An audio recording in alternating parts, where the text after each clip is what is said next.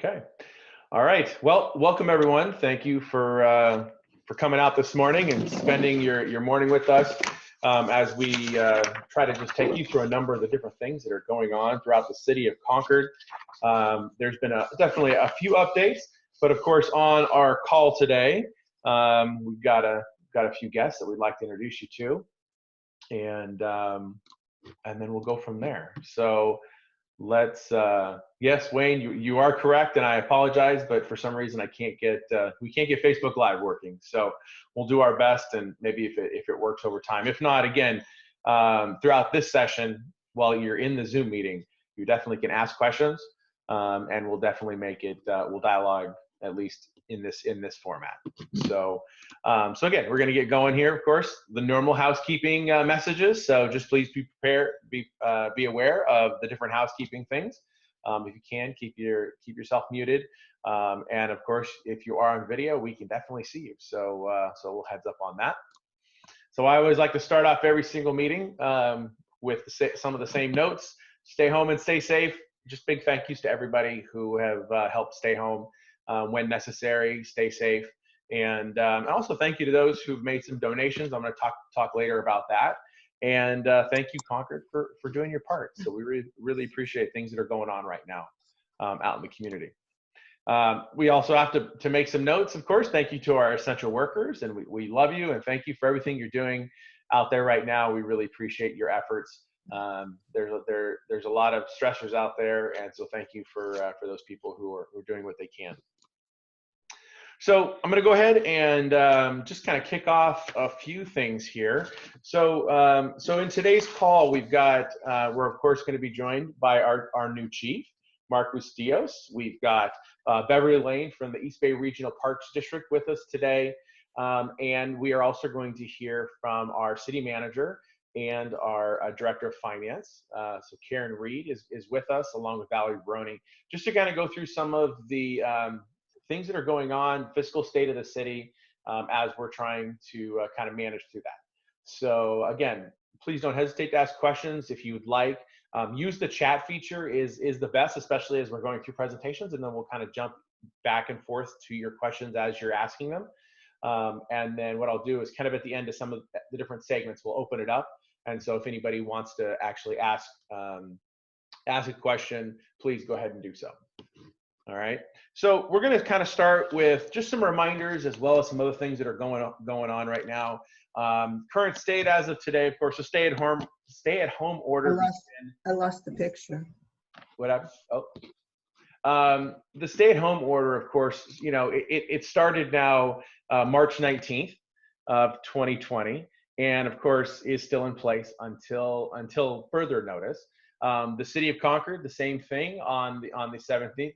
We also declared a state of emergency, and realistically, a number of agencies, nonprofits, and volunteers have really helped to mobilize and really helped prop up our community at this point in time. And so, just a big thank you to everybody who's been involved in that. There's a lot going on right now.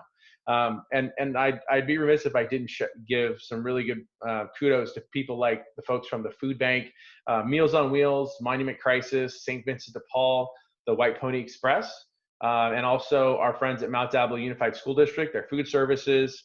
A lot of these folks have really stepped up in a big way. And there's been a lot of outreach and services that are going on, but also community partners like the Concord Chamber of Commerce, Visit Concord. Our Concord Economic Development Department has tried to do what they can to be able to prop up a lot of our local businesses and make sure they've got the resources. And then even on the city, on the other side with the city of Concord's housing division, working with our core team and the county health, housing and homeless services, have been working to support our unsheltered population as well. So there's a lot going on right now. And I know it's kind of tough to follow all the different elements that are happening at the same time, but there is a lot of good work happening behind the scenes, and everybody's trying to do what they can to kind of fill those gaps and make sure that people have what they need. It's definitely not an easy task. It is really the biggest thing to continue to remind people is while there's about 100 different priorities all happening at the same time, trying to keep that front of mind and making sure everybody's working together is not always easy. So thank you to everybody that's doing that right now. So as we're going to talk about further in this, just a quick update, the council did make immediate budget adjustments, and you'll see that in our presentation in a little bit. There was a 10% pay cut taken by all council members, and then our executive team also have taken some other cuts, and some other things are going to be happening. And then, of course, we heard from from Dr. Martinez last week in terms of the state of the schools and that distance learning that's going to continue. Classrooms are closed for the end of the school year. And of course, the return to school in the fall is most certainly going to look different than we're used to. And so kind of more to come on what that's going to look like. Some other things that again, hopefully you got a chance to see this.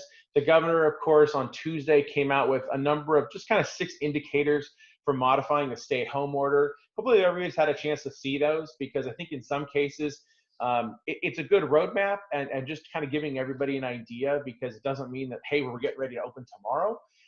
But it also at least gives you some ideas on what's trying to be discussed, what are some of the elements that we're trying to get figured out at every level of the organizations, from the state down to the city side, of the things that need to be in place before we can kind of take those next steps. And so the governor did a good job. If you can, go ahead and check out his presentation online. But you can see here are a number of the different things that they're trying to get worked out. And of course, there's a lot of questions that go below that as well. So it's not just as simple as you see here. So more to come on that. But at least gives you kind of an idea of kind of behind the scenes. Hey, these are the things that are being considered, because I know everybody's really trying to kind of figure out, hey, what's next? Where are we going? And of course, we all understand it's been a difficult month, but all I can continue to say is thank you, right? Thank you for kind of riding this out. We're figuring it out together, and we're going to get there, and we're all going to get there together. So as we continue to kind of look at things as they update, of course, the county does have its dashboard that gets updated. Now, of course, we definitely did see an uptick in the number of positive cases. I know there was a little concern around that, but I think it's safe to say that a lot of that too is also because more testing is happening, and more people are having an opportunity to kind of get checked. And so luckily, if you look at it kind of in comparison to how big Concord is, and kind of the per capita numbers, it's still relatively small. So we are fortunate in that regards, and everybody kind of doing their part and staying home, and being smart about this is working. And so it's kind of one of those, again, the frustration piece is because maybe those numbers aren't off the chart. Everyone thinks, is a case of overreaction, or are we, but then you kind of bring it back to the idea that, hey, everybody's doing their part, and that's why we're in this together, and things are going well. And you look at our numbers are not as high as they could be, like in other places around the country, or other places, even Southern California. So again, continue to say thank you to everybody who's been doing what they should be doing. Some constant reminders, though. You saw that Contra Costa County Health Offices went ahead and issued a new order that does say you do need to cover your face when you're out in public. Can't stress this enough. Again, it doesn't necessarily need to be an N95 mask. It needs to just be something that can be a covering. It could be a scarf. It can be a t-shirt, whatever it is. And I know that everybody's kind of struggling with that a little bit, but that's just one of those reminders that says, hey, please, it's something that it not only helps you, it helps us. It helps. It's something that it's not necessarily keeping you from getting it. It's keeping you from maybe spreading it, because it might not be something you're going to get. So it's kind of a two-way thing here. And so that's something that we want to continue to remind people. Here's also some kind of good, solid do's and don'ts that you should be aware of in terms of just the use with children. It's definitely a concern. And then again, the N95, the real good surgical masks are not necessarily something you should be wearing around. Not to mention, they're actually not super easy to breathe in all the time. So if you just have some simple face coverings, again, even if you're going to do the simple face coverings, don't forget to wash those, as you go. So again, those are just those reminders that I want to make sure everybody is aware of. Some other things that have come out this week is we've gone ahead and set up what's called the Concord Community Foundation. Specifically, it is a division of the Todos Santos Business Association Arts Foundation. It's the nonprofit that works with the city of Concord, and it was exclusively organized to go ahead and make sure that it takes care of the relief efforts as it relates to the pandemic. And so the reason why we wanted to make sure this was put together was we've had a lot of people that have reached out to us and have asked, how can I help? How can I help financially? I'm not quite sure what organization or operation I want to donate to. And so what we did is we stood this up to make it simple. Of course, the city of Concord itself has this. What we've done is we're going to commit 100% of these dollars that are raised through this program that are going to go right back into providing the sheltering for our most vulnerable population and citizens that are currently on the streets. And those, of course, the family and children, and then also to help provide meals. And so it's going to help continue to support our unsheltered homeless population, as well as our meal programs that we're trying to continue to expand and make sure that they run the amount of time that they should while we're still sheltering in place. So I do want to thank a number of people that have already donated at this point. We have raised almost $2,000 literally in just the last almost 24 hours of launching this. Officially, the website you can see, concordcf.org, if you want to go ahead and go on, make a donation, but just check that out. And like I said, 100% of those donations go directly to, there is no overhead, there is no staff. It is literally a one-to-one thing to be able to help continue to support a lot of the programs that we're trying to build up here in Concord. So a big thank you on that side. So next up, what we're going to do is we're going to kind of transition over to what's going on with the city's budget. And so I've got City Manager Valerie Baroni and our Director of Finance, Karen Reed, that are going to take you through some of the different things that the city's going to be dealing with that we'd like to make you aware of. So Valerie, you want to go ahead and... Thank you. This is Valerie Baroni, City Manager for Concord. Karen Reed, our Finance Director, will be making the presentation for us. But I do want to provide some context. I'm sure that all of us who have seen the impacts of COVID-19 in terms of stores being shut, nobody's on the road traveling, buying gas, buying cars, all those things. And so cities, the next bit of information I think most of us will begin hearing about is the impact of this on cities. And while the federal government has proposed some relief, they have done nothing to support cities that are less than 500,000 in size, which is the vast majority of cities in the United States. And so Concord, like every other city that depends on sales tax and hotel tax, which admittedly is not all cities, but is many cities, we're getting hit really hard. And Karen's going to walk you through the issues as we understand them at this state. The other thing that's important to note is that our numbers are the best they can be, but there's still so many unknowns. We anticipate they'll continue to change. So with that, Karen, do you want to take over? Absolutely. Thank you, Valerie and Mayor. So we can go ahead to the next slide. I'm going to start by just giving you some fiscal context on, let's see, we'll get there, on where we're starting. So as Valerie mentioned, this is an unprecedented event, and we don't really have anything to look back to compare it, so we understand what the event will look like, how long it will last, what recovery will look like. We're assuming that this is going to be a 6 to 9 month fiscal event. So with some recovery starting next year, and for us, a fiscal year starts July 1st and goes through June 30th of the following year. So we're looking at starting recovery sometime next year, and then it'll probably continue for a few years thereafter. We have economists that have been predicting that our impacts from this event will be deeper and last longer than the Great Recession. And to put that into context, Concord took about 10 years to recover fully from the Great Recession. So that's the magnitude of an event that we're looking at right now. And Concord has had a history of fiscal prudence and acting in the best interest of residents. And so we've already started our fiscal planning.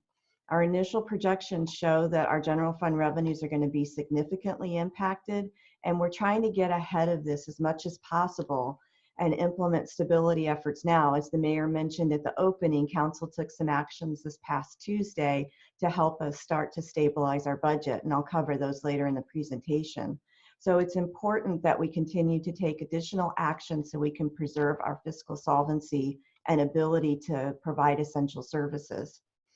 Just one other thing is that, as Valerie mentioned, we are continuing to get information. Karen, I'm going to jump in.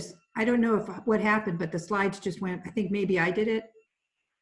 Let me. What slide are we on? This one still. Right now, I'm on the fiscal context. Yes, I'm just wrapping that up. So I'll let you know when I move to the next one. Sorry about that. I'll be more okay. with my mouse. So before we move on, I just wanted to say that we will continue to provide updates to the council and community as we get more information. And this is a rapidly changing environment. So expect to continue to see budget updates from us. Now we can move to the next slide, please. There we go. So in order to start planning, we needed to come up with a set of assumptions. And what we've assumed is that the majority of our non-essential services will remain closed for the remainder of the calendar year. The reasoning behind this is that our governor's order has no end date, and he's already said when it is lifted, it's going to be gradual, and we expect that that'll occur over the remainder of the calendar year. It's also very likely that large public gatherings of a certain size will be banned or discouraged, which will further put in pressure on our own city programs as well as some of our businesses that operate. And as Valerie mentioned, while there are efforts underway to provide some relief to local governments, there's currently no relief packages that have been approved that will help us backfill our lost revenues. I also want to point out that this analysis that we're going to walk through today is only on the city's operating fund, which we call our general fund. We will do analysis on some of the other impacted funds that we expect to have to deal with in the future, but for today, we're just focusing on the city's operating fund. So next slide, please. Can you advance it, Valerie? There we go. So this slide is a summary of what the current estimated change to our general fund revenues are going to look like. Overall, we're looking at a drop in revenues this fiscal year, which ends June 30th, between 7 and 13%, and then next year between 13 and 21%. Oh, you jumped ahead, Valerie. Thank you. Also, on this slide, you can see the major revenues that we receive in our general fund and what percentage they make up of the total general fund budget, as well as what we expect the change to be from our adopted budget between this year and next year. I'll walk through these in detail in the upcoming slides, but I do want to point out the reason you see the ranges for their sales tax and Measure Q tax is because we're looking at two scenarios. One is based on information we received from our sales tax consultant who consults with over 500 cities on revenue services. And then the other one is a more pessimistic outlook based on the drop that Concord experienced after the Great Recession. So now we can move to the first scenario, which is scenario A. And I'm going to take a little bit of time walking through this. I'll walk through each line item and explain to you what our rationale was for our estimates. Overall, you can see that we're expecting a drop of about $8.1 million or 7% of our total revenues. And next year, the decline could be $14.7 million, and that's about 13% less than what we originally thought. Starting at the top with property tax, you'll see this year we actually have some positive money coming in, and that's due to some one-time revenue that has to do with property sales through our successor agency, and that has to do with the winding down of the redevelopment agency. Next year, you'll see that there's a reduction of about 1.6 million, and what that has is a conservative estimate because in theory, we shouldn't see property tax drop. Because the assessor uses a January 1st valuation date to estimate revenue for the following fiscal year. But our assessor in Contra Costa County has been very aggressive, was very aggressive after the Great Recession in writing down properties. And we wanted to have some protection to plan for in the event that he takes a proactive approach and takes a write down for next year's revenues. So that's why we've put that in. The big ones are sales tax and Measure Q tax. So the sales tax is the second line item and Measure Q is at the bottom of this chart. And these are where we're really experiencing the effects of the pandemic and the shutdown. It's fairly immediate with all of our businesses shut down as well as our programs. We won't know, we won't have really solid numbers. We're taking guesstimates right now based on the businesses that we have in town and what is open. It takes several months before those businesses report their revenues to the state of California. And then that's also going to be complicated by the extension of time that's given to certain small businesses in reporting and paying their sales tax obligations. So we probably won't have solid numbers till later this year or in the fall. But based on our initial estimates from our consultant, we're about 10% down this year and 15% down next year. And that interprets as $3.6 million loss this year and $5.3 million for our regular sales tax, and $1 million this year for Measure Q, and $1.6 million for next year. In Concord, the largest segments of this that are being impacted, as you can imagine, are the consumer-driven businesses like auto sales, motor vehicle fuel, and then there's been a shift from going out and dining because all the restaurants are closed to buying groceries and cooking at home. And groceries aren't taxed while dining out is, so we're expecting to see a loss related to that as well. We do have one bright spot in our sales tax, and that's the county pool. And the way the county pool revenue works is that there's most of all the online sales that people buy. So when you order from Amazon or Macy's or whatever, anybody that orders online in the county, all that tax revenue goes into a county pool, and the county divvies it up by each agency's pro rata share of that pie. And in Concord, we have the largest taxable sales in the county, so we get the largest slice of the pie. And as a result, we're expecting to see this particular segment grow over last year. It's the only one we're expecting an increase over last year. And it'll probably even perform stronger with the shelter at home. Everybody's ordering online and there's lots of delivery. So we'll expect to see a little bit of revenue more than what we had originally anticipated there. And Measure Q tax basically follows our regular sales tax trends. It's not taxed on the exact same base, but it follows the same reduction in revenues. Then the next line item on this chart is franchise fees. And those are mostly the fees on our garbage franchise. And we expect there to be a slight reduction there due to the reduction in business and construction activity. So we've taken a haircut this year and next year. Then we have transient occupancy tax, and this is our hotel tax. And this industry has been hit very hard, and we're still gathering information, but we've conservatively estimated that we won't see much hotel tax through the remainder of the fiscal year. And that results in a $1.1 million reduction from our budget.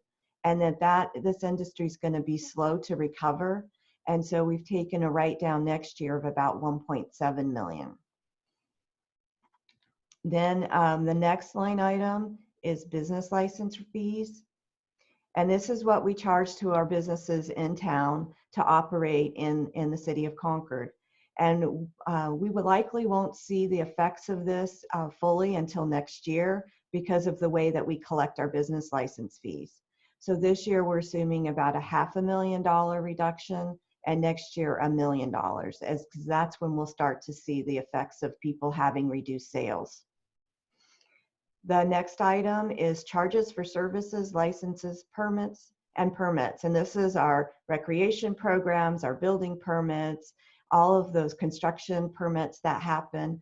And obviously with the shutdown and the cessation of most construction activities, we're seeing a significant impact. So that's about a 21% reduction this year of $2.2 million. Next year is still unclear as to what we'll actually see in terms of this revenue, because we don't know when the order will be lifted, to what degree it'll be lifted, and what programs will be able to open up. So we've currently just had a reduction of about $2.9 million for next year, but we'll be studying this more in depth later in the upcoming weeks. And then the last revenue on this chart for regular revenues is other. And what's included in that is our real estate transfer tax. So whenever property sells, there's a portion of that we get as revenue. And most of our property tax comes from residential sales. And so we're expecting this one to not receive any additional revenue this year because it's not a great environment to buy and sell houses. So we reduced that expectation by $500,000. And then we think the real estate will be slow to recover as well. So we've reduced next year's by $400,000. So that is our scenario A. And now I'm going to move to scenario B. Thank you, Valerie. And so all the other revenue assumptions except sales tax and Measure Q tax are the same.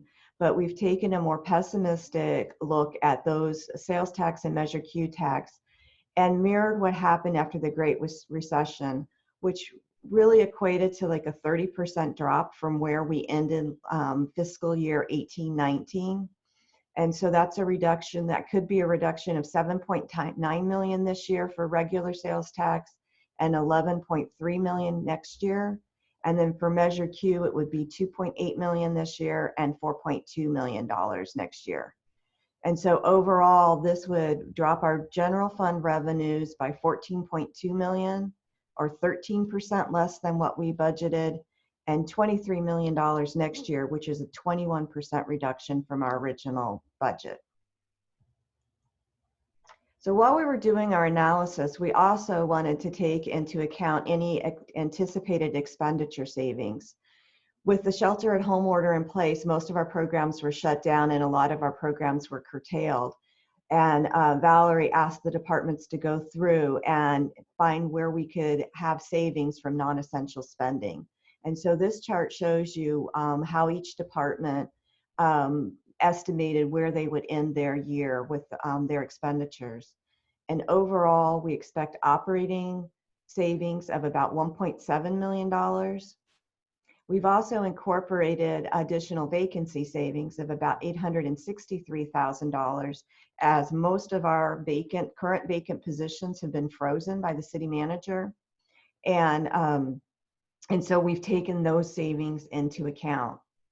Overall, this creates a $2.2 million savings for the current fiscal year. And next year, you can see that we've left that column blank because we haven't yet begun, well, we're just now beginning to develop what next year's going to look like. And so we will be bringing back proposed budget adjustments for next year for council and community consideration in June. Okay, there's next two slides are depictions of what our long-range forecast looks like. Concord began performing a 20-year forecast a few years ago, and back in February at our mid-year budget update, we presented this chart to council that shows what our forecast looks like if we don't, and I'm just going to run through the assumptions, if we don't fund additional maintenance. We have a maintenance backlog of about $21 million a year. That's mostly for our roads, buildings, and other city facilities. So we're assuming that we're not funding that Measure Q is going to expire as it's currently slated to expire in March of 2025. We incorporated wage increases that were per our bargaining agreements and then assumed 2% wage increases for the years after those agreements expire. We also, in February, pushed out our recessionary expectation to fiscal year 2023, because at that time we didn't see any indicators that a recession was going to be imminent. And then we also projected this based on the council's policy of the goal of a 30% general fund reserve at the end of this current fiscal year. So based on those assumptions, we saw that our general fund reserves were going to drop below the council's minimum policy level of 17% by fiscal year 2023 and completely run out of reserves in 2026. Obviously, this is no longer a valid projection, but I wanted to present it so you can see where we started from, because we already were experiencing fiscal challenges.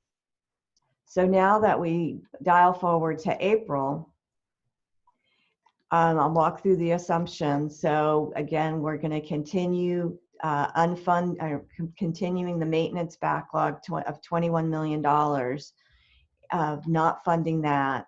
And Measure Q expires in 2025, the same wage increases as on the previous slide, but we've moved up our recession expectation to start immediately. We believe that this event is going to push us into a recession. And then we've also reprogrammed some capital expenditures from Measure Q funding of about 1.2 million. We've postponed those programs and we're going to put that money into our reserves to help us weather this event. And then we've also incorporated the revenue and expenditure adjustments from the previous slides that under scenario A. What this chart doesn't include, because I'm sure we'll get asked this question, is any future impacts from the CalPERS losses. CalPERS is the state pension plan that we participate in, and we don't have a lot of control over their rate setting.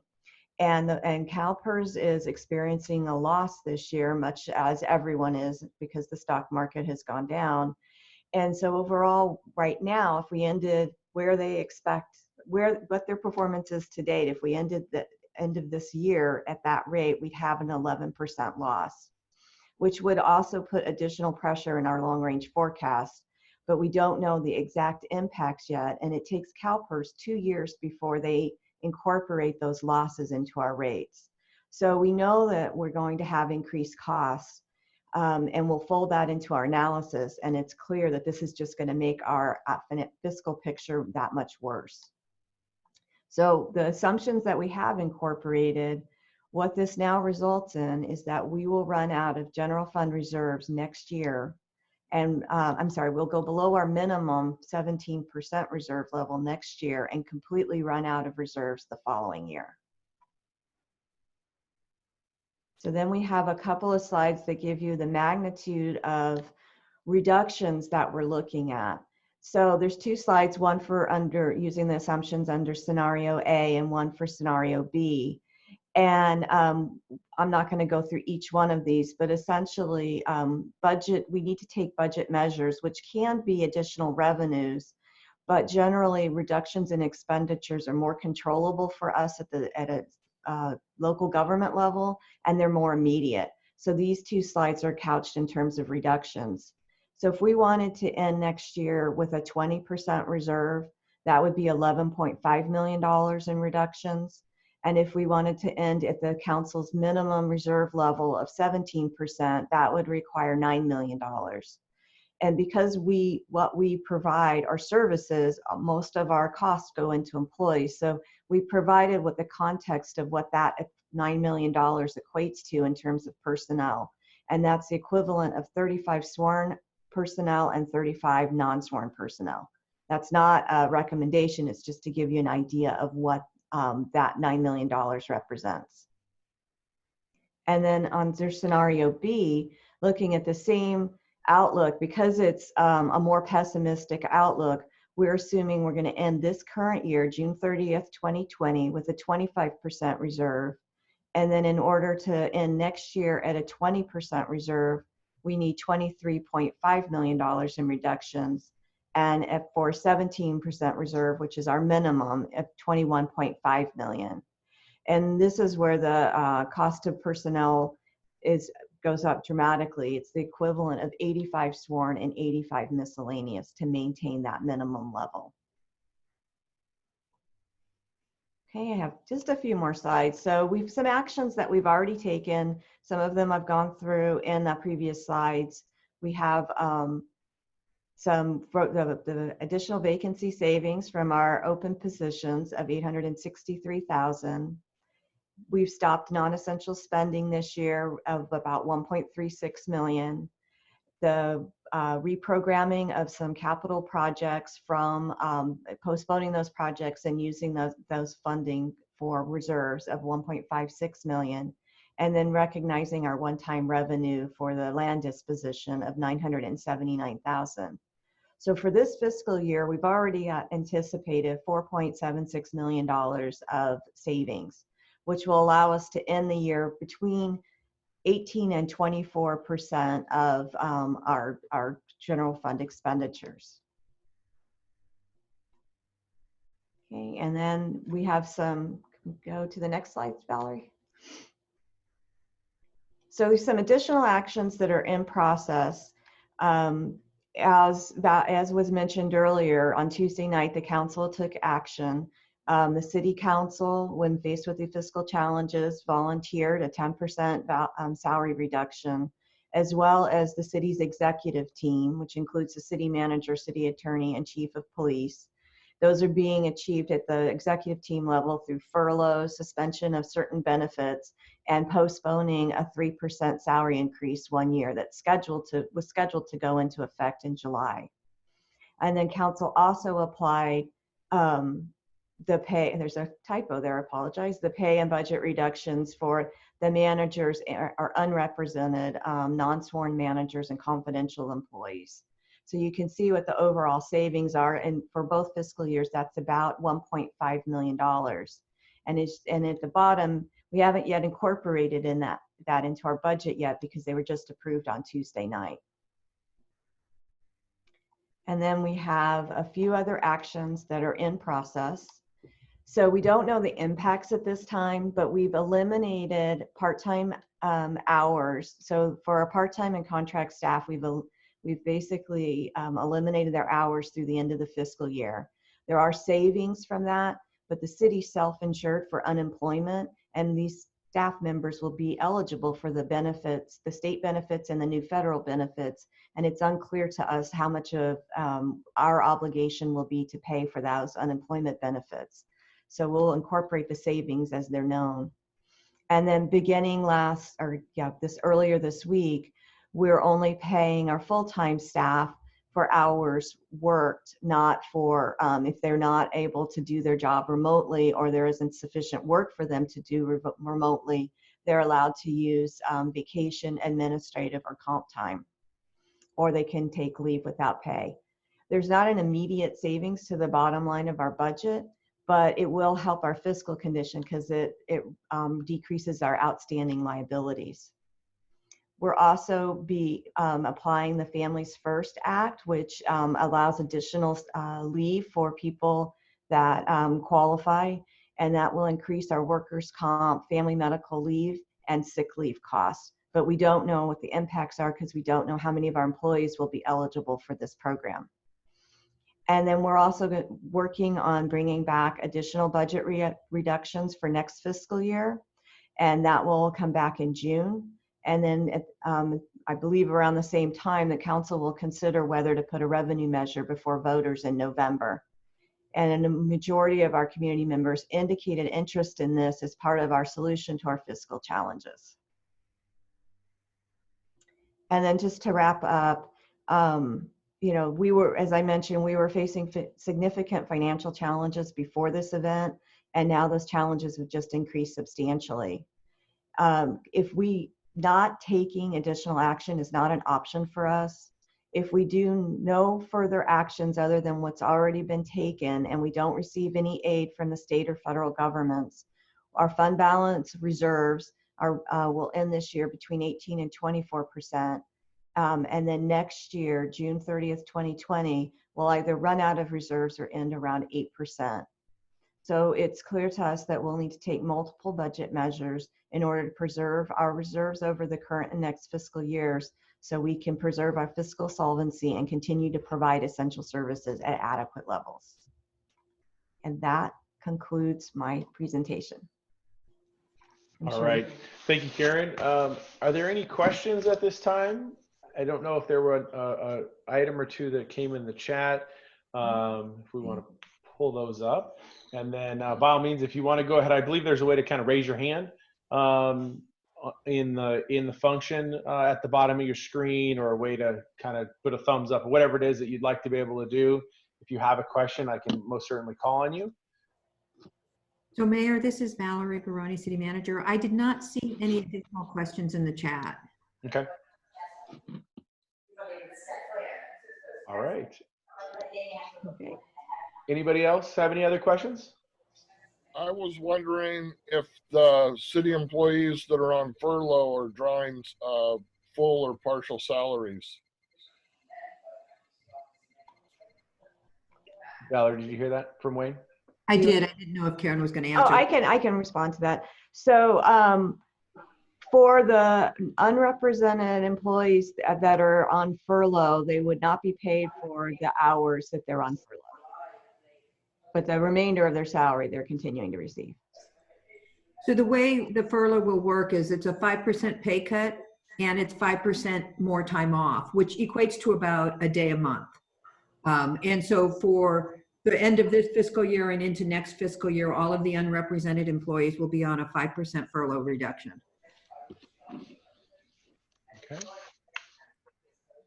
All right. Well, again, if there's any other questions, don't hesitate to send them in. More than happy to hear them. Thank you very much. I appreciate it. Thank you for your time, Karen, for this presentation.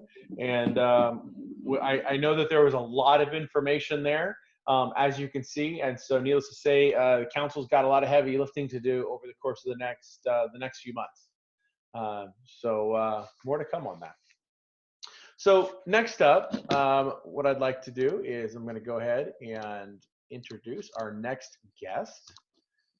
We have with us Beverly Lane. She is the director from Ward 6 for the East Bay Regional Parks District, and is going to give us just a few updates of things that are going on with the East Bay Regional Parks. And Beverly, there you are. All right. Welcome, Beverly. Thanks for joining us today. Thank you very much. I'm glad I could join you. I think we're all getting accustomed to Zoom meetings now, if we weren't familiar with them before. So I'm glad to come and talk to you a little bit about the regional parks. With Concord, we are hearing from the health department with what kinds of restrictions they expect all of us to follow, and a list of essential activities. So for me, as I looked through that initial list of essential activities, it was very impressive for me to see that they had listed outdoor activities as an essential activity.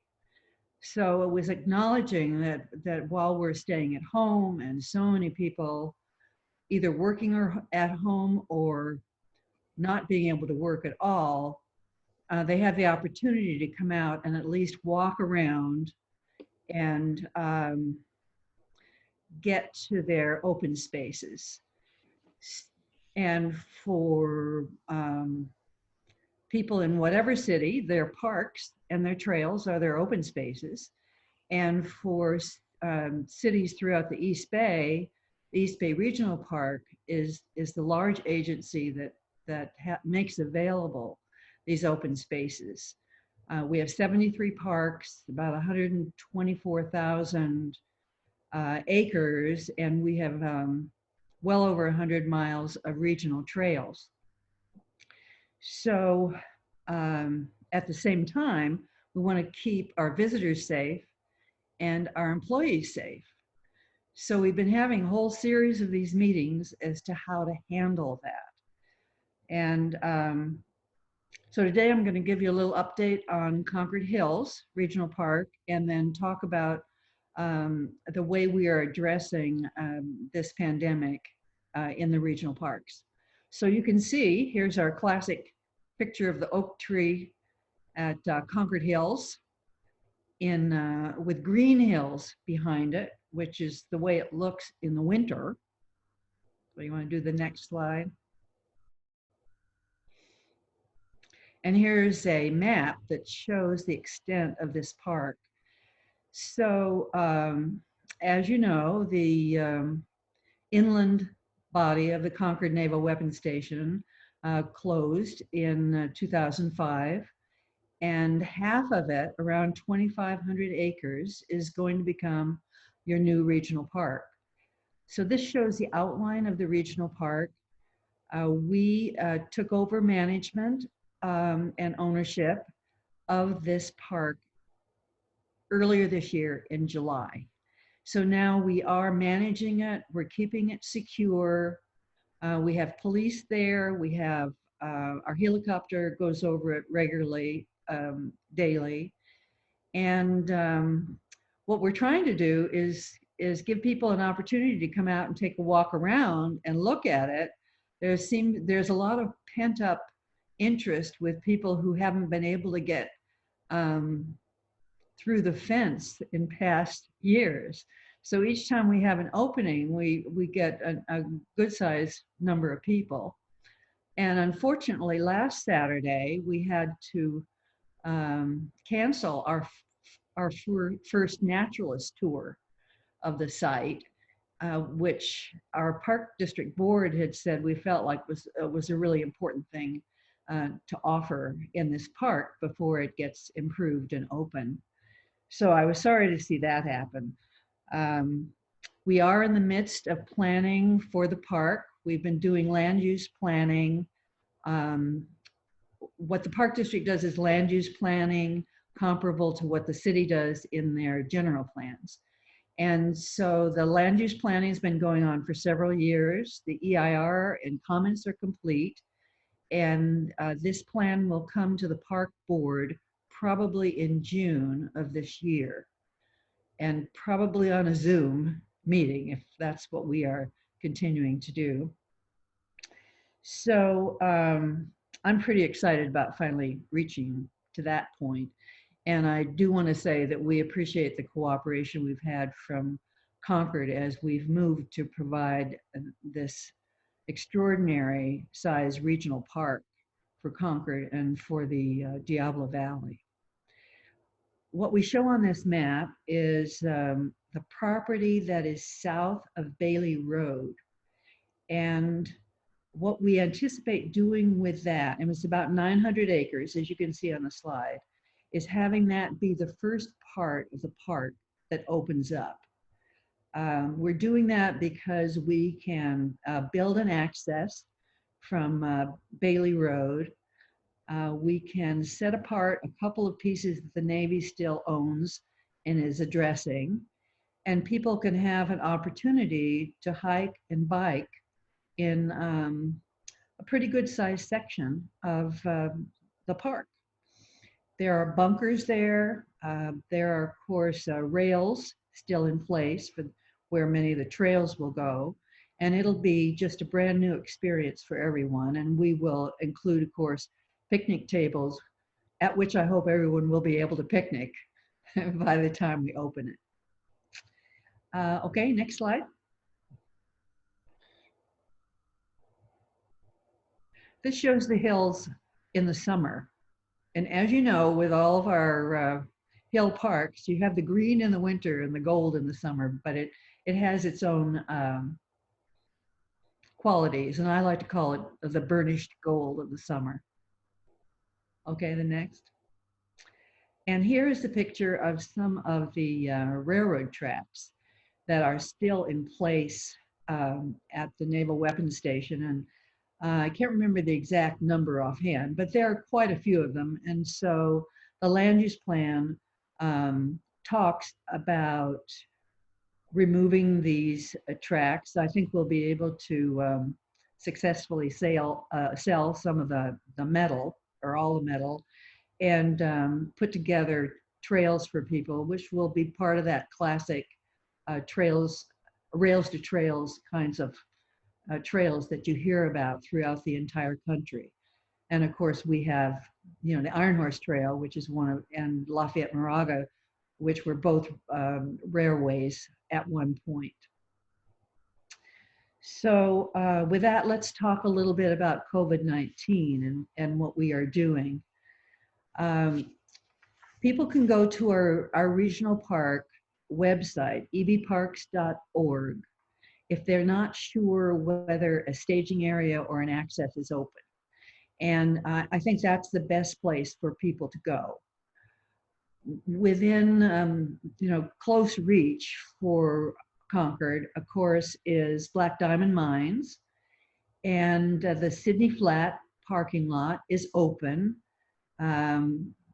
now. And so what you can do is go to Sydney Flat Park and hike up to every part of that beautiful park. Diablo Foothills is open. You reach that from Ignacio, going up by Northgate. And we've closed Castle Rock, which is the recreation area of it, but you can park in the Orchard parking lot and you can walk into Diablo Foothills, and from there you can get to Mount Diablo. So if you don't know about that park, it's really a lovely park, and it gives you access to all kinds of open spaces. And then, of course, there is Brioni's to the west. It's an enormous park, and you can get to Release and Alhambra and Brioni's Road and Pear Orchard accesses to get into that park. And if you haven't been to Brioni's, I do want to say that there are unbelievable vistas throughout that area.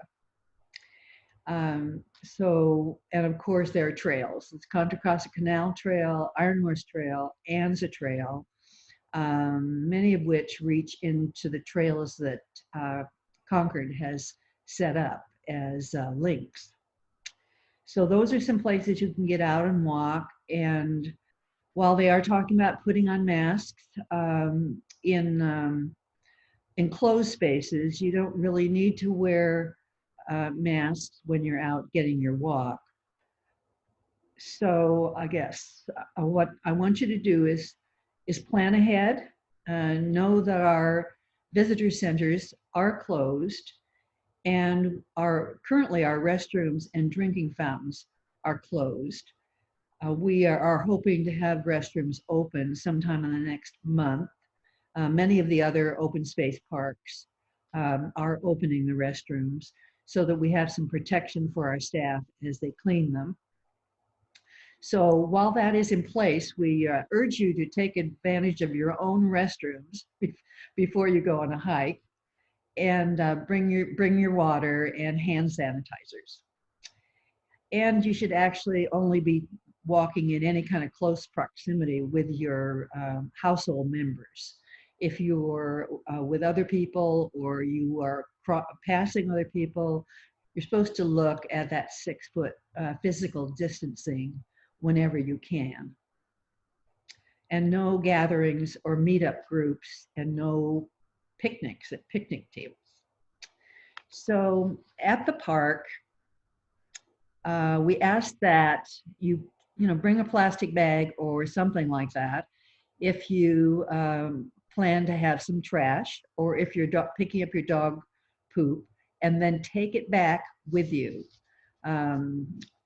I'm seeing some dog poop left around closed trash cans, and that's really not acceptable. So please plan to pack it in and pack it out.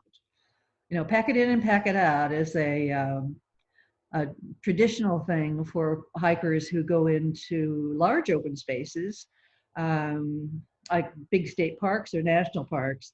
And so here's a concept for you with your regional parks that we hope you'll take advantage of. And in this case, while we're doing this, we are asking that you keep the dog on leash, and of course bring the poop dog poop bags. There is some thought that you can catch some COVID from contact, and sometimes dogs tend to, off leash, tend to be pretty friendly.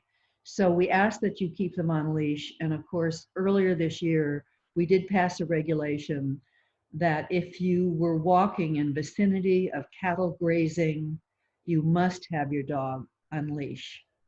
So I'll mention that new rule for you if you haven't heard it. Hey, Beverly. Yes. So thank you for this update. We've had a few questions come in, and I wanted to go through one of them. Yeah. And so, of course, we know that there's a number of Earth Day cleanups that have been canceled.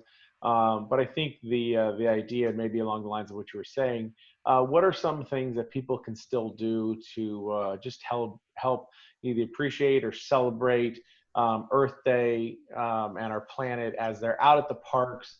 What are things that people can help do just to kind of be mindful of those type of things? Oh, you know, I really appreciate that. I was going to end with Earth Day because it's the 50th anniversary today. Yeah. So And what are some good suggestions maybe you can kind of share well, with some folks yeah, on I think actually we need to remember it's the 50th and take another look ourselves at how we are protecting the earth. You know, be sure to recycle in general and in parks, and if you're walking in the neighborhood, plan to pick up some trash. And I would say in this period when all of a sudden we're having this clean air, that we should think about the very important regulations and laws that have been passed in this 50-year period, which have enabled us to have the clean air that we do have.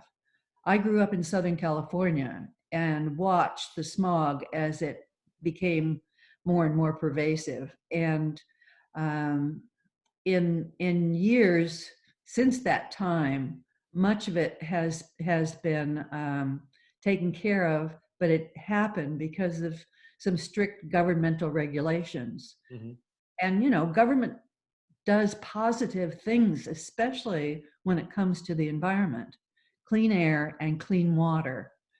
But for people going in the parks, if you go to the parks today, I would suggest that you say to people as you see them, Happy Earth Day, and remember that it is the 50th anniversary, and then take care of your parks. Yep. Thank you so much for that. We appreciate that. And like you said, hey, you know, pick up a little trash along the way, make sure the trails look clean. And just like a number of hikers do, pack in, pack out. Not everybody knows that concept, but I think that was helpful. So I think we might have had a few other questions that have come in. Let's see what that looks like really quickly. Let's see, Valerie or Melissa, was there one or two that we want to? The only question I still see on the chat was if there was a date for when the 900-acre area is going to open to the public. Well, you know, people always ask that. Until this recent crisis, I was saying about 2 years. But we will see, because just as I listened to your budget report, which was very interesting and sobering, we are going to have that kind of report too. This year, a number of openings were planned, and some of them were ones that had taken many years to happen, like the Bay Trail next to Golden Gate Fields is complete now. And Bay Point, we are completing that wetlands area with a new restroom and a wonderful trail, and several others that I myself was looking forward to in 2020. So we have a lot of unknowns that we hadn't experienced or anticipated even 3 months ago. Got it. All right. Well, again, thank you so much for joining us today. We really appreciate that. And I have a question. Sure, Wayne. Yeah, I have a question for Miss Lane. I was wondering about the marginalized citizens. The CDC guidelines recommend that restrooms and hand wash be available to unsheltered people 24/7. And I'm closing the restrooms and closing the hand wash and not picking up trash and telling everybody to pack it in, pack it out doesn't seem realistic when you don't have a place to carry it, you don't have a place to go to the bathroom, you don't have a place to wash your hands. How is the East Bay Regional Park addressing our marginalized and unsheltered citizens? Well, you know, that's a good question. We're not, our parks aren't open 24 hours, you know, normally. And I am hoping that in a couple of weeks for our regular hours, we will have at least the restrooms open. I have noticed that a number of cities, and I'm thinking of Martinez in particular, has put together opportunities for people who don't have other ones to wash up and use restrooms. Okay. Thank you, Beverly. Thank you. All right. Any other last questions for Ms. Lane? None? All right. Well, thank you so much again. Thanks, Beverly, for joining us today. And Wait, I have next a question up, submitted. what's that? I did submit a question. Oh, sure. But Go ahead and ask it. I'll just read it off. Okay, so on the canal trail, there's this ongoing issue of groups of people walking side by side, and there's not safe space to pass. And if there was just signage, just asking people, I mean, you can't force people to do anything, but just signage consistently on the canal trail and the Iron Horse Trail, asking groups to walk single file and not side by side. And then the second part of that would be to ask people having conversations to just step off the trail onto the grass and have a conversation so people can safely pass each other and maintain that distance. Yeah, those are very common sense comments. Right now, we've been able to generate signs that talk about physical distancing in a number of locations along the trail. And in that initial period when people were asked to stay at home and then take their walks, some of these trails turned into congested highways. It was pretty scary. Can you hear my cat? Sorry. And I think those are very good suggestions. I'm not sure that we could move too much further right now beyond the signage that we currently have. And it's not that hot for us to be trying to, for people to be telling each other this. So that whole thing about physical distancing, I have to agree with you. It is a huge challenge, and the things you've suggested are absolutely what people should be doing. I took a walk on the canal trail maybe 2 weeks ago because I'd been hearing about people clustering and not pulling apart from one another. And actually, I mean, it was a Sunday and it was pretty busy, but I thought people were doing pretty well. They were narrowing down to single when people would come back and forth. And so that one afternoon, I was very positive about it. But we have to keep up these recommendations for sure. Okay, at least on the parts of the trail that I normally traverse, there is zero signage about COVID at all. And yeah, it just looks like business as usual. Costa Canal. It's like I'm headed towards Lime Ridge. Okay. All right, and that's a regional trail. Yeah, so I go down Cowell Road, and then there's an access point to the trail, and then I ride that trail all the way to Lime Ridge, and it is party central all the time. Oh, okay. Well, I will talk to our trail people. Okay, thank you. Okay. Thank you very much. All right. Again, thank you, Beverly. We appreciate it. And we're going to go ahead and, for the sake of time as well, also move on to our main guest speaker this morning. And I would like to introduce our new Chief of Police, Mark Bustillos. Thank you for joining us this morning. And again, welcome to the City of Concord. Look forward to working with you. So, Chief, go ahead and take it away. Thank you, Mr. Mayor. Thanks for having me, and folks that have tapped in and are watching on Zoom. Basically, I'm just going to give you the update I took over 2 weeks ago. Obviously, there's a lot has happened. We're in the midst of a pandemic. The majority of, I've been, number one, thank you for the warm welcome. I've gotten lots of notes from the public, waves, folks I've interacted with at businesses to go. Generally a warm welcome, so I'm very appreciative of that. Secondly, it's a little odd, and I'll explain. I worked on the 3rd floor at the police department, and there's no one else on the floor.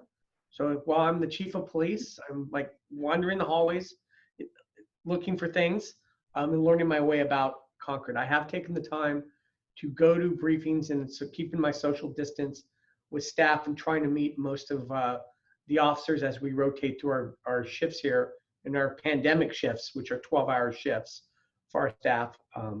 The message out to staff is to continue to give the community the great service they have in the past, but also to mind their health and their family's health, because that's very important to me. If they get sick, they can't come to work and deliver the great service to the community. And I know that's first and foremost on everyone's mind. Secondly, they look different. We've put that out on social media. When you interact with our police officers on the street, they're wearing masks generally. And then if you see them in close contact with individuals that need to be spoken to, they have their personal protective equipment on. So gloves, oftentimes glasses, and as well as the mask. So that's the norm right now in the pandemic. We've put that out just so folks aren't a little taken aback by that. That being said, I have gotten some questions with regard to, first slide, please, crime. And so the first slide, I'm the new guy, so I just looked, the first slide is our UCR data for major crimes, February to March. There has been a general reduction across the board, unfortunately, except for burglaries. We have seen an uptick in commercial burglaries in particular, not so much home burglaries, but commercial and vehicle burglaries. We're aware we're doing more patrol checks in commercial areas. Unfortunately, fortunately, we're arresting people and we're catching them, and sometimes we're catching the same folks. But right now, with the pandemic rules in place, we can't book them into jail, so they get more or less a citation to report later to court. We'll continue to police those commercial areas and arrest those individuals who are trying to take advantage of the situation. That being said, it's a little frustrating when you have the same guy getting caught over and over again. And we'll continue to work with our partners on that to find ways to perhaps be able to book them into jail, but that's an ongoing project. Next slide, please. The one question that has come up, and it was actually on my mind as well, is if everyone is sheltering in place, so people are more in close quarters with one another, there's going to be some frayed nerves. People are teaching their kids at home. If they're able to, they're working from home. They don't have that escape other than the exercise that they're using in the community parks, Concord parks, the East Bay regional parks. But that hasn't borne out yet. We actually have a reduction in domestic violence year over year, and then actually the time frame from March 17th to April 7th. Now, that being said, we'll be looking at those stats as we go forward because people are getting more antsy. They're absolutely more wound up, if you will, when our officers contact them in the street and also at their homes with problems. But again, we'll deliver the service, deliver the message that's not tolerated in this community, and we'll do the necessary effect arrests as we need to. Next slide, please. Finally, this has been an important thing. We have folks that aren't adhering to the social ordinance. We're going to roll out the county health officers rolled out that masks now have to be worn in public interfacing with stores, grocery stores, with the exclusions that are noted in the ordinance. That being said, we have lots of folks that want to communicate that there are violations occurring, gatherings at parks, maybe illegal businesses are open that shouldn't be, that are questionable if they're essential. Please use the Concord Connect mobile app, and somebody's nicely circled it in red on your screen.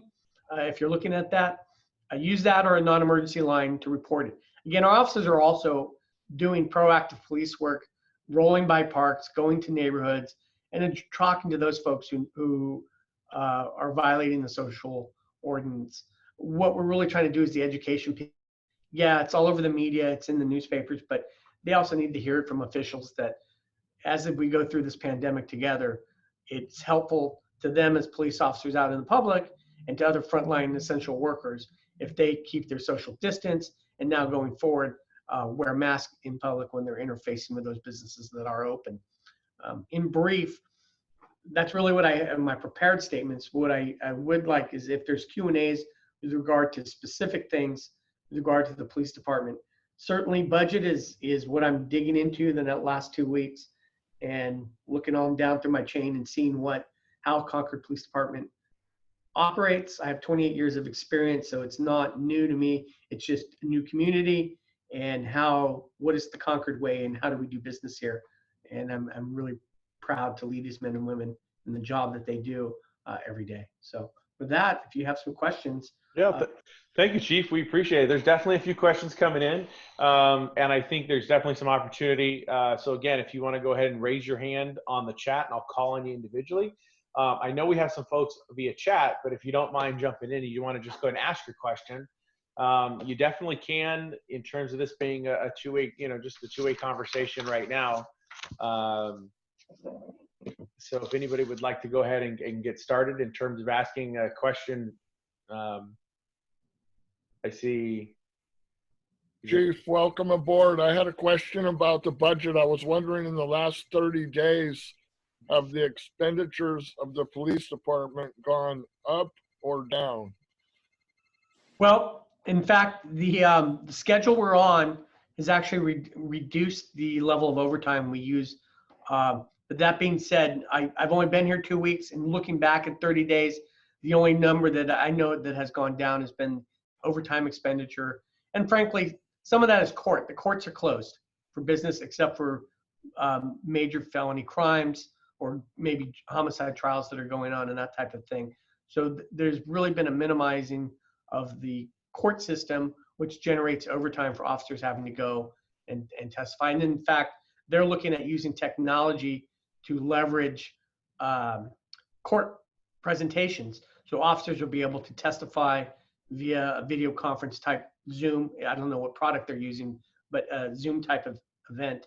That's not in place yet. They're working the details out with attorneys on all sides and judges and what have you. So that's something, as this rolls out, we'll continue to modify and do. But, operationally, the hard part is our men and women are working 12-hour shifts, 7 days straight. And that's hard no matter where you work. And just remember, they're out there and they're doing their job the best they can. Thanks. Okay. Valerie, did you have one of the chat things you wanted to mention real quick? Yes, there are 2 questions on chat. The first, Chief, is have you seen any type of increase in hate crimes targeted towards Asians? No, in fact, that's on my list to keep my eye out for, any kind of hate crime, number one, but specifically with what's going on with the pandemic towards Asian folks. But the reality is, if they're happening, they haven't been reported. So I encourage folks, please report that. That's not tolerated. We won't tolerate that, and we will investigate to the extent the best that we can with regard to those crimes. Yeah, but I've seen and talked to partners and regional partners, and there's certainly been areas throughout California and other regions where I have colleagues that has occurred. But thankfully, I guess that in Concord we haven't seen that. Okay. And the second question I had was, let me find it again. This is from Dave Hughes, and it says, Chief, as you may have seen in the news, some people across the state and country who are opposed to shelter in place have been gathering to demonstrate. If something like that happens here, what's the plan for dispersing folks and or enforcing social distancing?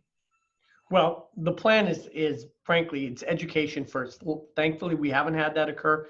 Regionally, it's starting to occur in various areas.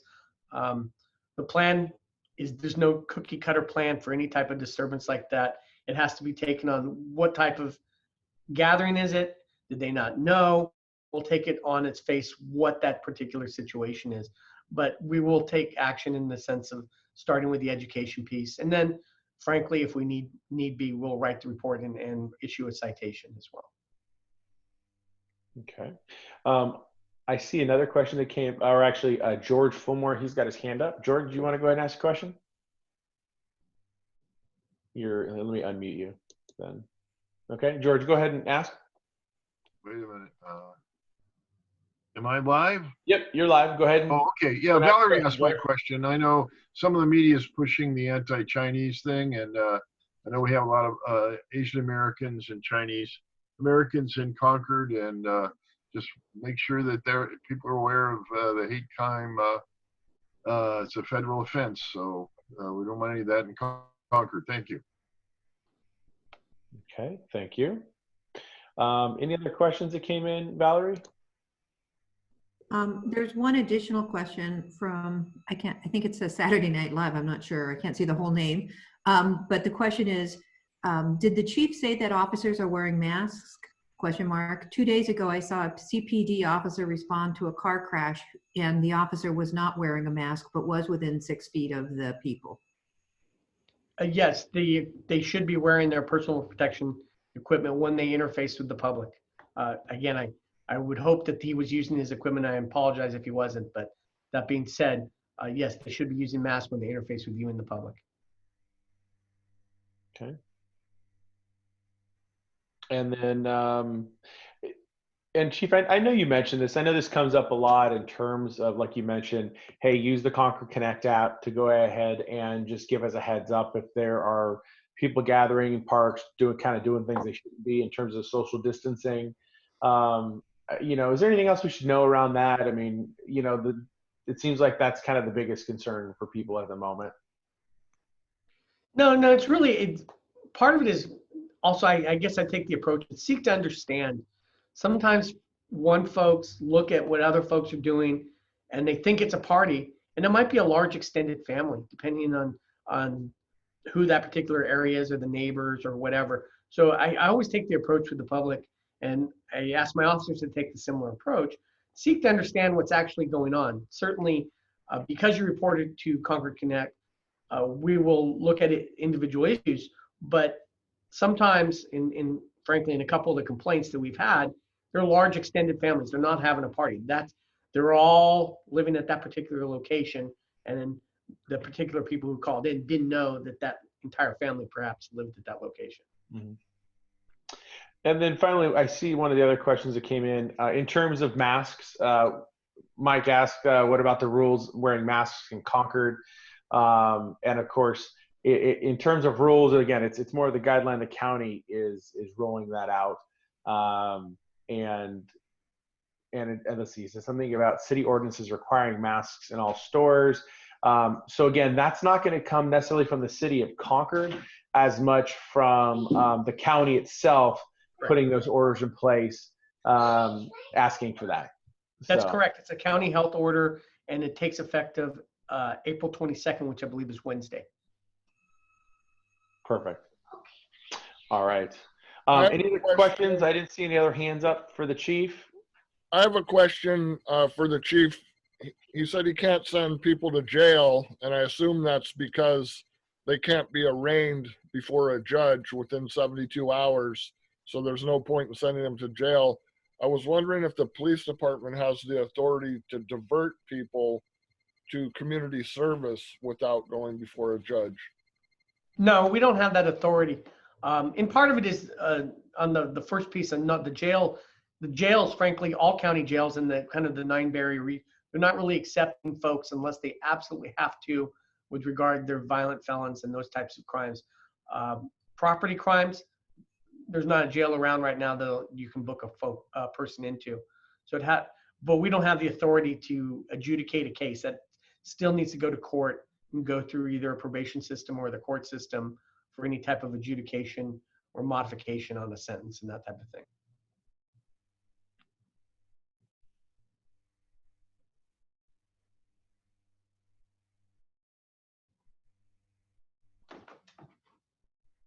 So Tim, I think people have had their chance to ask questions of the chief. You're on mute. Sorry, I actually said. I was Your mouth moving, but no words are coming. Yeah, what I was at, it basically said exactly that. Is if there was any other comments or questions for the chief, I'm more than happy to take any other questions. And were there any chat questions that have come in that we may have missed? No additional chat questions. Okay, wonderful. All right. Well, again, Chief, thanks so much. Welcome. It'll be, I look forward to working with you. And again, you know, we will have other opportunities like this to hopefully meet the chief, and then at some point we'll even meet the chief in person. So That's what we intend to do. I like to be out in the community, and I hopefully, in closing, you know, if you see me out getting coffee or getting my to-go meal, or say hi, keep your social distance, introduce yourself if you've been on this format, but also just introduce yourself if you're watching from afar, because I want to meet who lives in Concord, business owners, and, you know, learn what's going on so that I can police better and deliver the service that you guys collectively want. So thank you, and thank you for having me on today. all right. Thanks so much, Chief. We appreciate it. Okay. So next up, we've got just a few more things. We always consistently want to make sure we remind everyone. Of course, the City of Concord website has got a lot of great information. There are a number of areas, of course, on the City of Concord website, not only for personal, but also for business use. And there is some additional guidelines and some more information around our homeless and housing services as well. So there's a number of new pages that have been set up regarding that. I always like to make sure everybody knows about the Concord Cares program. Again, neighborexpress.org. If you know anybody that would need to take advantage of that program, please don't hesitate to have them reach out and use this service. It is a free service and something that is being made available. And I will come back to the fact that those making donations, this is one of the two services, and the homeless services are the two things that are directly being supported, so that these stay open as long as we possibly can keep them open. The constant reminder, of course, for emergency food services. I would like to definitely start by saying thank you to a number of the different agencies, and we said that earlier, but of course we did, in addition to the Monument Crisis Center distributing food last week, they'll be distributing food again on Monday and Tuesday. And this last week, of course, the 4 Catholic churches in Concord also did food distribution at their different parishes. Again, those are open to everyone. You don't have to be a member of the church, but they are open to all. And that supply comes directly from the food bank that makes its way out. Park Haven Community Church, also located at 1187 Meadow Lane. They also will be distributing food every Tuesday from 4 to 6. And of course, the grab and go is continuing at this point at both Clayton Valley High School and the schools you see here for the Mount Diablo Unified School District will continue to still be available. Concord Eats. And so, Warren, just like the chief said, hey, go on out, and he's helping support the different Concord restaurants. The Visit Concord website has all the different restaurants that are opening right now. They're doing takeout and delivery. So check that out. And I've been trying to, of course, do my part as well. I had a chance to go out to a restaurant yesterday, and but definitely check this out. This is definitely something that we're trying to promote as much as we possibly can. There's been a lot of questions around this, so I do want to just bring this up. The Concord Farmers Market, it's going to kind of be doing a soft open coming Tuesday, April 21st. The one thing I want to make sure everybody understands is that this is not going to be your standard farmers market that you're used to. There's going to be a lot of guidelines that are going to be in place. So please just take that into consideration. There's a number of places where this information is posted. And so I do want to make sure that, of course, I mean, just simple things, the elimination of sampling in terms of the farmers and the producers may not touch reusable bags belonging to customers, the way they're going to be bagging items, looking at the items, touching items, all those things are going to be changing. So I say that because if it is something you would like to go ahead and check out, there are definitely going to be some new guidelines in place. And again, we're going to take it slowly. This is one of those things that we're going to be bringing back. So if everyone, please be mindful as you're checking that out. But again, check out the guidelines just so that you're not surprised when you go out there. And of course, it's going to happen at Concord High School not downtown, just so that everyone has the ability to have larger social distancing and physical distancing when you're there. All right. One more fun thing before I turn it over to the Concord Chamber is Concord Live, of course. This last week, we had a fun time watching Habib from Fiore cook for us, and we had kind of a fun watch party on that. And this week, we've got coming up April 23rd, a concert featuring Daniel Morris. And so this looks like it should be a lot of fun. He is an incredible musician. I'll read here. So he plays music for all ages and classical instruments to contemporary pop songs such as Sunflower by Post Malone and Closer by Chainsmokers. So should be fun to check out. The city of Concord's trying to have a number of different Concord Live events. And then, of course, on April 30th, at home, the sip and paint classes are going to be going on the following week. So with that, the Concord Chamber's here, Kevin and Melissa. Kevin, you want to go ahead and the floor is yours. Sure. Thank you, Tim. Mayor Tim, I'll be real brief. You know, at the Chamber, we continue to be there for our members and also any other business in Concord. If you have questions, please feel free to call us, email, hit us on our website. We are working remotely, but checking our emails and voicemails on a regular. So if you have a question or need information, please reach out to us.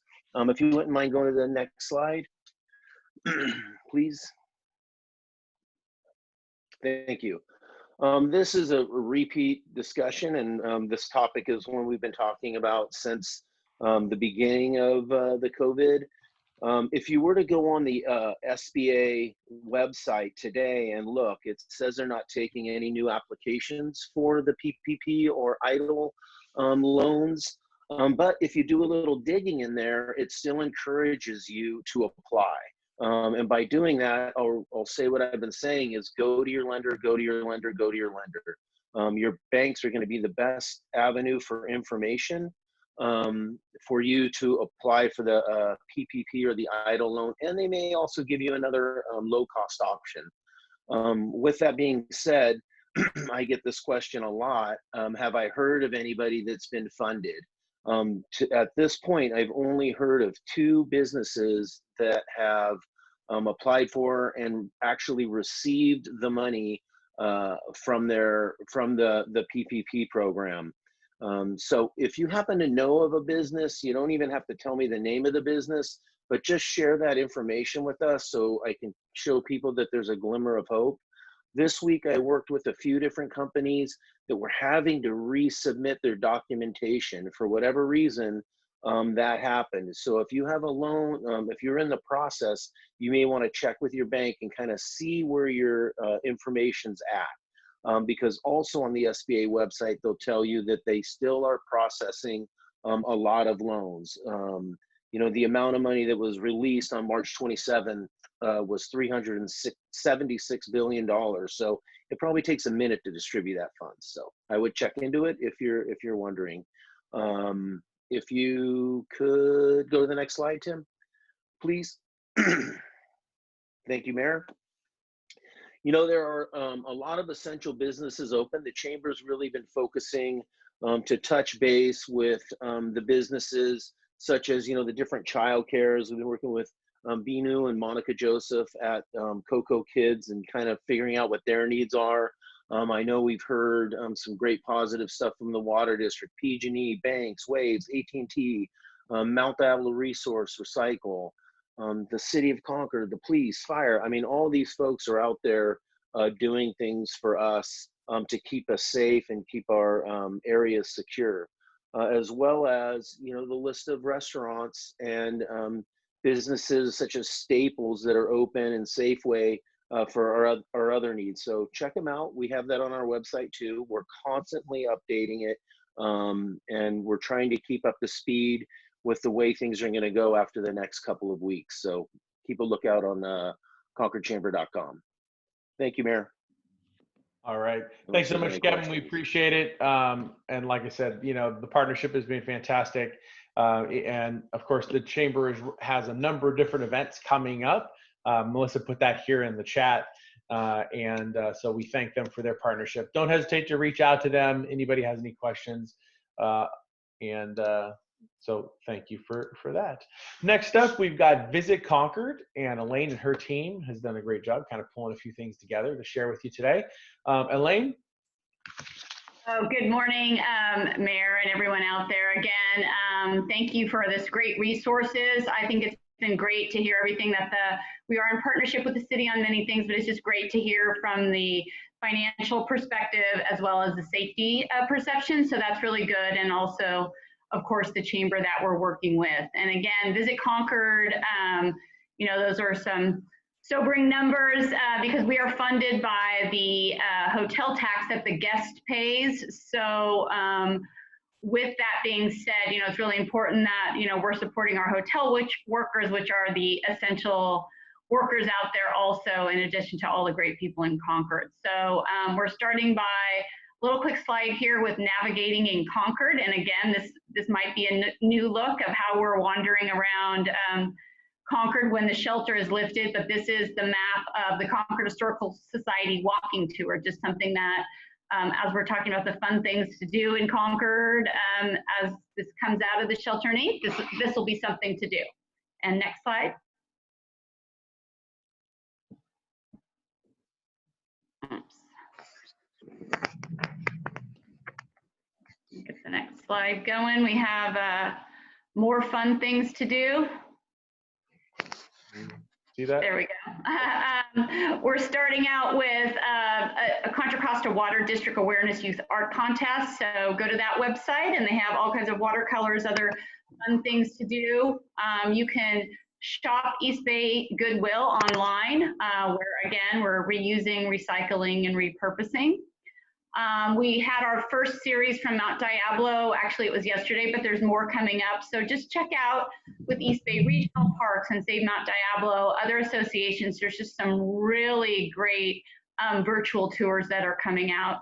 And tonight, for example, is a virtual concert with the Veranda. So go on to the Veranda website, easy to find, and you'll find out more about concerts. And we're working again with lots of other organizations that want to help promote their music. And so that's a really fun opportunity that we're going to be working on virtual concerts and different aspects of virtual music throughout Concord. So next slide.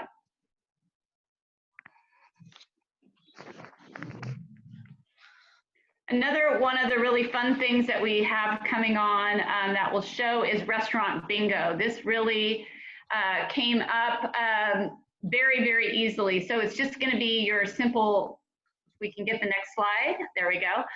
It's called Concord Restaurant Bingo. It's a very simple bingo game. Go onto our website and you'll see the card, which you can download. And all you need to do is basically get yourself a bingo and then just share the receipts with us. And then you get to, you get a chance to win, to draw names for more gift cards and just fun opportunities. So go check out our website on that. And it runs April 20th through May 15th.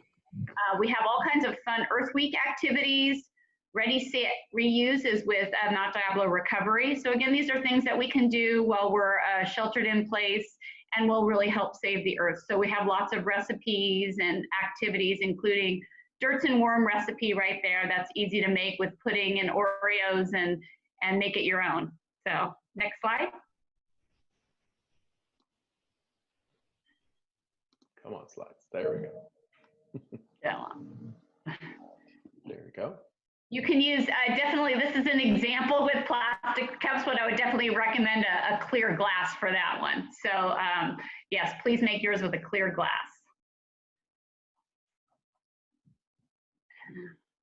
And then we've got just our good vibes going. You know, please take the time, write a letter to a loved one, thank an essential worker. We have banners going on around town. And we'll have more to come. So this is just a great opportunity that we really do thank and appreciate all those essential workers. Pacific Services Credit Union is our newest essential worker company that is sponsoring our next set of banners, which will all be placed in front of the 9 hotels. So that's something else. Again, just kind of keeping the positivity, the stories, and the inspiration so that when the time is right, people will come back. Next slide. You'll also start seeing the Todos Santos Business Association. We have 17 plus kiosks around town, and we'll be having some Concord support, Concord love, and just general support local business there. We also wanted to share a few marketing tips with Visit Concord. So we partner with every and any business, attraction, amenity, but some of the things to keep in mind as you're around the house and how to improve on your business is making sure your Google My Business is up to date, that you have all the accurate information, you have great photos that you've posted, and that you're also sharing them on social media. One of the things that they're really saying is make sure you focus on sanitation. Give a little note in there for your business, on how clean you are, what steps you've made to make sure that your business is safe and sanitary. And then also talk about sustainability and wellness too. Again, using those glass instead of plastic cups, and creating those wellness opportunities. If you have something to sell, add in that wellness portion too. So these are just small tips that, and then share them with us, and we're happy to share your story about your business. Next.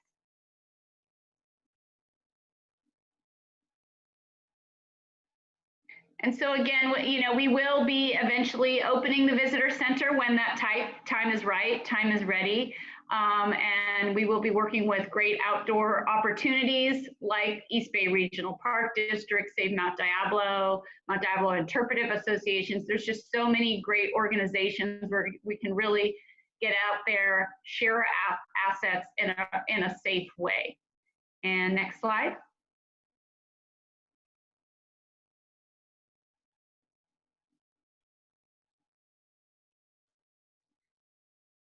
And with that, I think it's just the closing slide for us that just say, thanks. We're really proud of Concord.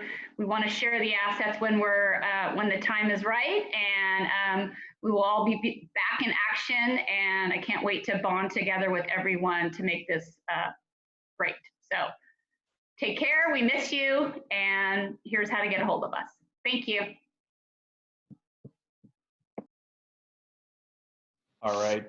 Thank you so much, Elaine, and thank you to Visit Concord for just kind of keeping us up to date, some of the fun activities and some of the things that we could be thinking about or doing. So before I wrap up, this is the last little thing I wanted to just continue to remind you is tomorrow, of course, every Sunday, the beacon will be lit on the top of Mount Diablo. So just another reminder that that's going to be happening. So with that, again, thank you everyone for joining us today. I'm more than happy to take some questions, comments, and anything else you've heard. The other thing too is I'm more than happy to take some suggestions on other people you'd like to hear from, some other topics you'd like to hear from as well. Please don't hesitate to chime in on that, just so that we're able to kind of keep everybody as up to date as possible on the different things that are going on around town. Any other questions from anybody right now? And I'm more than happy if you want to unmute your phone, we can take any other questions that might be coming up. And then also, were there any other questions on chat that I may have missed as well from Valerie or? This is George Fulmore. Tim, can I ask you one? Sure, go for it. Yeah, I mean, I think you're doing a great job. I really appreciate this and the information. And frankly, how do you think this jives with council meetings and the other council members not being there, and just the general outreach to the public? This is not on the regular TV channels and such. I mean, I think it's great, but it's out of sync with how you usually communicate to the public. Well, and to that point, unfortunately, everything's out of sync right now. We're kind of trying to do our best to find some of the new medians at work. That's why we did this. Unfortunately, because of things like the Brown Act, it doesn't make it easy for us to be able to have other council members on here. So that part is difficult. I know that, would be nice to actually have some dialogue. So that's why we've stood this up. I've done this just specifically as my position as the mayor. And you can see we've got other city staff members and other people to be able to just kind of bring information forward to you as best as we see fit. And again, I'm more than happy to take some other suggestions, other ways to be able to get the word out. That's really our goal, is just to make sure that everybody stays informed. They know what's going on around town. There's a lot of information swirling around as well. So don't hesitate to reach out to myself or any other members of the city council. We're more than happy to kind of help connect dots for you as we can. So just to follow that up, is this yeah. going to be an every Saturday thing for the foreseeable future? For right now, yeah, that's the plan, is to do this every Saturday morning. Again, it's kind of in lieu of us being able to get out and do any other kind of meetings or any other interactions. We figured that this was kind of the most efficient way to do it. So probably at least for the next few weeks until we see maybe some of the different orders change. And but for right now, yes. Let's see here. Any other questions that came up? Thank you, George, for those questions. I see a hand being raised. So Benu, I believe, if you'd like to see, you got it. There we go. Yeah, if you want to go ahead and say a few words.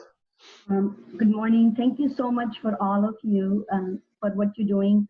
I just wanted to say, as you know, we are essential workers. I mean, I mentioned that, and we are taking care of essential workers' children right now. And one thing we are facing is like going to Costco, as we are working 11 to 12 hours a day, by the time, we get to the stores closed actually. And then whatever is there is like, it's gone. And we are, not just buying, we're not buying, the groceries for us, but we're buying the food and stuff for the children in our care. So, I was just wondering if there is something that can be done. I'm just basically talking about here at Costco. Actually, I called myself there. But the response was not very good. And this was a couple of weeks ago, actually. So I was wondering if there is anything that can be done. I know, the people who work in the hospitals, they get to go, and other people, they have their badges, they can show and get in. I mean, is there any way we can show our license, to get in? As you know, there's no way we can go Monday through Friday, and then the store closes at 6:30, I think Costco does. And that we are really suffering financially. A lot of, my fellow providers, they have no business, or, they don't have any children, and it's been really hard on our field. So that's actually an interesting point, and let's maybe talk offline too and see if we can figure something out. There might, if it is Costco, and I actually even maybe have a few other ideas around making sure that maybe we can even find some different suppliers that can just help directly supply some different places to you directly. And so maybe even eliminate you needing to go to Costco altogether. And there might be kind of a network. Again, those same people that would have normally maybe supplied the restaurants might be able to set something up temporarily for childcare folks, and who knows. So let's talk more about that. Kevin, if you don't mind, maybe we can connect on that too and bring that up next time we chat and see if that's something that we can put together. Thank you so Yeah, much. I made a note of it, Tim, and I can talk to Binu next week. Yeah, let's see. That might be something that I mean, it makes a lot of sense what you're saying, and so let's see what we can do there. Okay. All right. Any other questions that came in over the chat, Valerie, or? No, there's really nothing more. Okay. All right. Anyone else have anything else they want to throw out there, or? No? All right. Well, again, I want to thank everybody for joining us this morning. I know this one definitely ran a little longer, but you can see there's definitely a lot of stuff happening right now that we wanted to make sure we got out to you. Again, we'd like to thank our chief. Thank you, Chief, and welcome to and coming on today. And then, of course, welcome and thank you so much to Beverly Lane from the East Bay Regional Parks District for coming out and joining us as well this morning. And like always, thank you to the Chamber. Thank you to Kevin, Melissa, and to Visit Concord, Elaine, for coming out this morning and being a part of this. And of course, thank you to City Manager Valerie Baroni as well for helping facilitate this with me. So again, everyone have a wonderful weekend, and we will see you next Saturday morning. Thanks so much, everyone.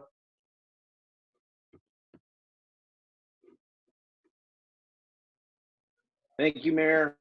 Thank you.